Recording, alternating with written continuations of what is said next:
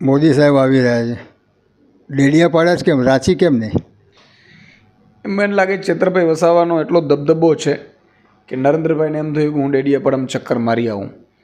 અને ભાજપને તો ભાજપ પાસે બીજો કોઈ નેતા જ નથી લોકોની લોભામણીઓ વાતો કરવાનું. પરંતુ નરેન્દ્રભાઈને મારે કહેવાનું છે કે તમે પ્રધાનમંત્રી છો, એક વિધાનસભા જેવી ચીજ માટે આપણે જઈએ આબરૂનું ધોવાણ થઈ જાય. અહીંયા પાછું કંઈ મળવાનું તો છે નહીં. છેતર વસાવા આદિવાસી સમાજનો અવાજ બન્યા છે. બીજું કે પ્રધાનમંત્રીએ રેલીઓમાં ઓછું મિટિંગોમાં ધ્યાન આપવું પડે.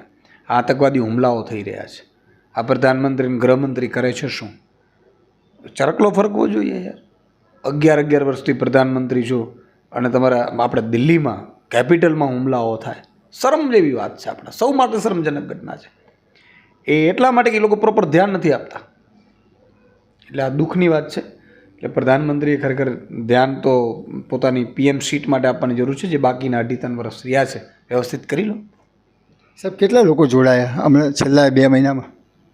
મને લાગે છે 25,000 જેટલા ભાજપ કોંગ્રેસના અદના કાર્યકર્તાઓ અને સામાજિક આગેવાનો જોડાયા છે. નમસ્કાર મિત્રો, હું ફિરોઝ ઈરાની આજે તમને એક નવી વાત કરવા આવ્યો છું. દીવ મિરર ન્યૂઝ જોતા રહો, સબસ્ક્રાઇબ કરવાનું ભૂલતા નહીં અને શેર કરવાનું પણ ભૂલતા નહીં. સત્યની સાથે જોડાતા રહો. નમસ્તે મિત્રો, હું છું ચાંદની પરમાર.